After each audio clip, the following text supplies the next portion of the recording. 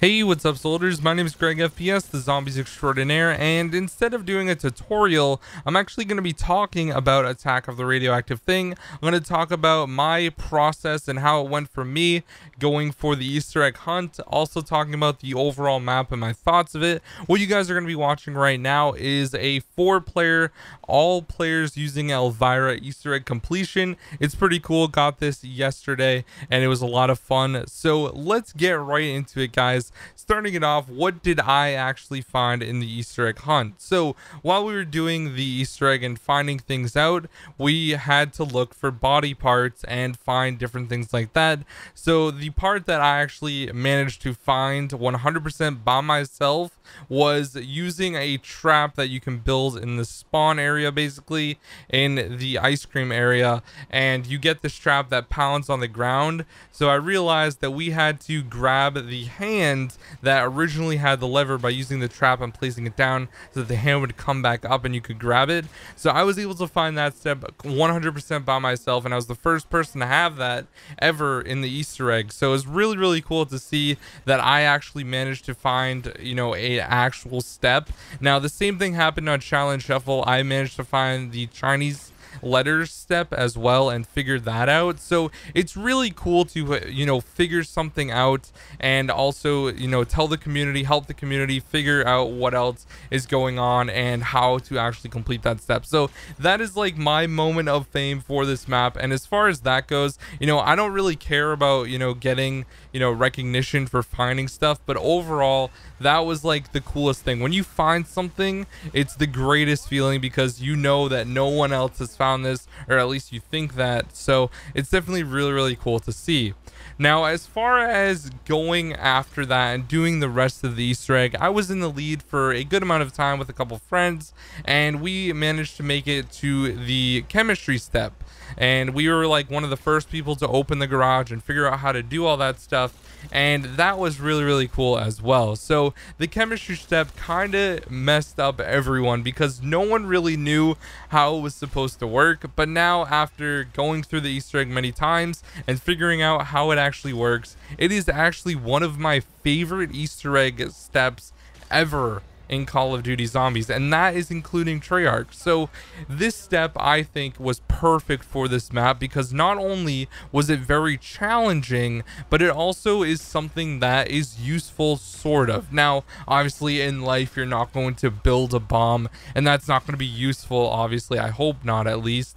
But figuring out chemistry and thinking back to when I took chemistry and all that sort of stuff, it was really cool to think about. Now, yes, there's like math involved, which I think is really cool to see, and there's a lot of, you know, thinking, and that's what I love about Easter eggs. Having to think about stuff and, you know, analyze it with your mind is one of the coolest things. And I was so happy that this Easter egg included something that was really challenging, because it's really challenging for people to figure stuff out like this. So that prolonged the life of the Easter egg a little bit longer, and then we got to the boss fight, which was even more intense. Now the boss fight really annoys a lot of people because there have been some issues with the lasers being invisible, which obviously makes it impossible to do that step of the Easter egg. But also having to enter the bomb codes after that is really cool, and the number of players in your game have to also do that as well, which makes it insane. So I think that that was by far one of the coolest things that they could have done, as far as, like, you know, blowing up a bomb and being inside of the actual radioactive thing to enter the codes. I thought that was so cool how they did that. So now I want to talk about Ghosts and Skulls real quick. Now I have not completed it, or Skull Hop, it's what it's called, and now I have been trying to figure it out. I know that there are like 10 skulls found at this moment in time, and I've been able to get the first 2 skulls, but after that it just gets really confusing, and I'm not really too sure on how to actually do the next steps. But I'm sure I'll be doing that, you know, tomorrow or something, maybe later on today, I don't really know.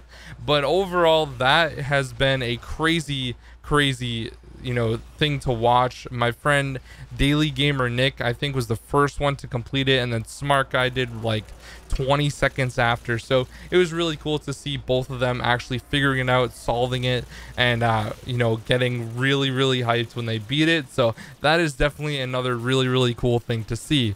Now let's talk about the map. Now overall, I do like the map layout. I think that the map is a perfect size for a zombies map. It feels like it's big but not too big because there are teleporters. You can teleport across the map and that sort of thing. Now as far as the boss round goes, the Krogs, now those are pretty annoying, I'm not gonna lie. All you really have to do though is slide by them, and then they'll have their back to you, and you just hit them in the back with a meat cleaver or a what's it called, I can't think of the name, but you know what I'm talking about. And then you can just shoot them as well. So that's really not too bad, and I really did enjoy that. I think that the boss rounds are really hard, and that makes it a little bit more interesting. Now it's not like ridiculously hard, but it's a little bit more challenging than some of the other ones, like the roller skating zombies on Spaceland. All you have to, or on Shaolin rather, all you have to do is shoot them and they blow up the clowns, etc. And also the Bigfoot, Yeti, Sasquatch things on Rave were really not too hard because you can kill them in a couple shots, whereas these ones you kind of have to use a little bit more bullets and all that sort of stuff. So it does make it a little bit more challenging, which I think is really cool.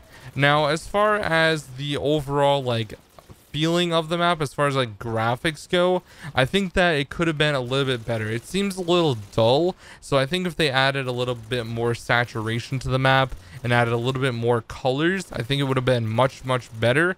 But that's kind of like a small thing to think about. Overall, with the map having a really cool atmosphere, I think that it worked out perfectly. So overall for the map, I'd give this map like an 8.5 to 9 out of 10 for Infinite Warfare Zombies. Now it is a lot different than Treyarch, and I am not trying to compare it to Treyarch because we all know that Treyarch is amazing when it comes to zombies. But as far as Infinite Warfare Zombies goes, I think that this map is tremendous. I really did enjoy it. Elvira is a really cool character.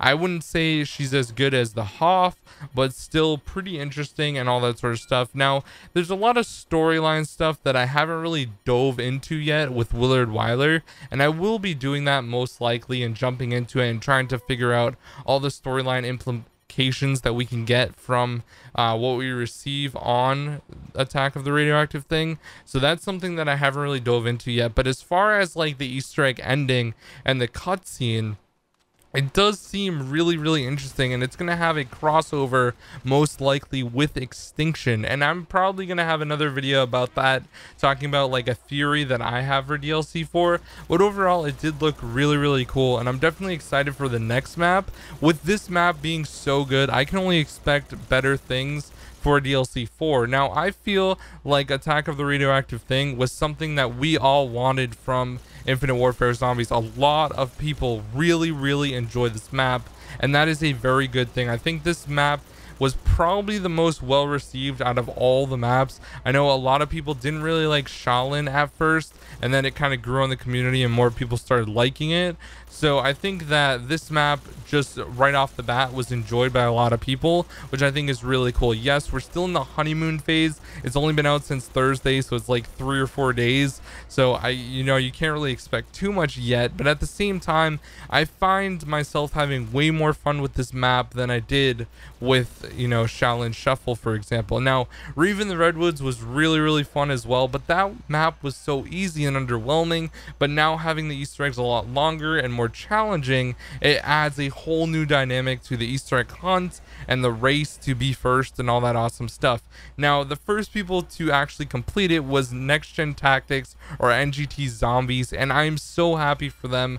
I remember way back in the day they did like the Call of the Dead Easter egg first, and they hadn't really done an Easter egg first in a really long time. So it was cool to see like the OG Zombies guys come back and actually complete the Easter egg first for Infinite Warfare Zombies. Now we are going to be getting World War II Zombies coming up very soon, and that is awesome. I'm really hyped for it. I think the reveal is on July 20th. So we are getting really close, because today is literally the 9th, so it's like a week and a half, which is awesome. And that's really exciting as well. I know that they're going to do a great job. Sledgehammer definitely deserves to, you know, have a great development team, and I really believe that they're going to do a great job and hopefully have really challenging Easter eggs to solve, just like Treyarch and stuff. But overall, as far as Infinite Warfare Zombies goes and Attack of the Radioactive thing, I think that this is the best map that they've made, and I really hope that DLC 4 lives up to the expectations that they created in this map. Hopefully we have a good character and all that awesome stuff. So anyways, guys, I want to know down in the comment section, what is your favorite thing about this map, and what are your thoughts on the map? Do you think it's trash and you've not even decided to play it, or do you think it's actually good? Now, I wanted to let you guys know that I am actually doing a giveaway for 2 codes on my Twitter, and I will link that down below if you guys want to enter. But other than that, my name is GregFPS, the Zombies Extraordinaire. Hope you guys have a fantastic day, and I'll see you guys in the next video. Peace out.